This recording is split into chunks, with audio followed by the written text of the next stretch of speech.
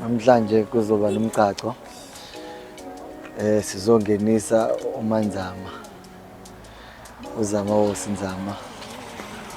Umakoti wami. Omhlophe siwenze ngo-2016 14 May. So njengoba namhlanje ku-13 May ngesonto kushuthi kusasa siqeda 7 years sashadela. Sibungaza lolo suku ukuthi uzongenisa ngokwesintu emagcekeni akonjomani. Abe umakoti ophelele.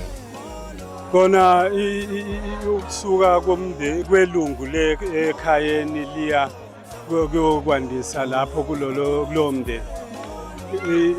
Kuyinto enhle eyintokozo ngoba esikhathini esiningi njengamanje lawo mathuba mancane kakhulu.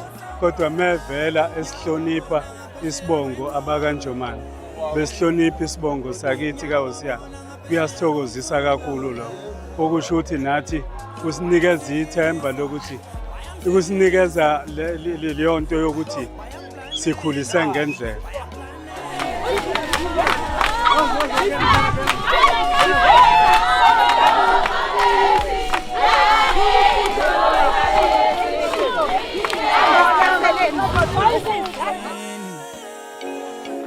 Labe khona manje njoba nathi sila okusenze sabala izolo la ebelilihle lazi lafika ekusihlonipheni isibongo kwaze kwafika la izolo labo ukuba benzanga kahle izolo ngabe manje abekho kodwa ebengikufisa ukuthi ngiyacela bahloniphane kuze kufike ekupheleni kwempilo yabo uNkulunkulu abanikeze yona.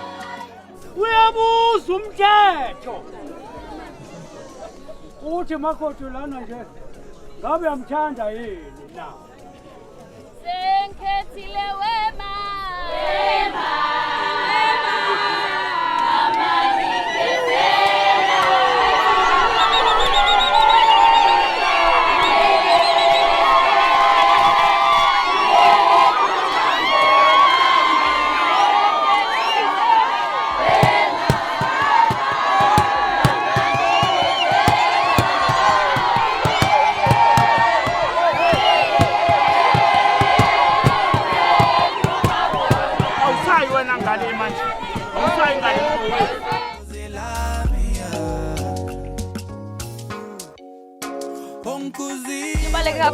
because as you can see they put a lot of efforts into usuku namhlanje usilime impumelelo, so we would say ukuthi it's very important to them ukuze bagcine nesiko lokuthi kumele agcagce umakoti.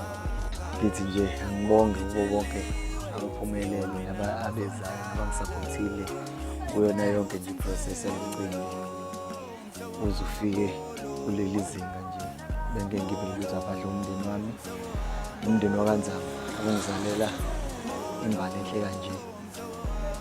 Ngibonga nje ukuthi kufike lesikhathi ngibudisa ngendlela.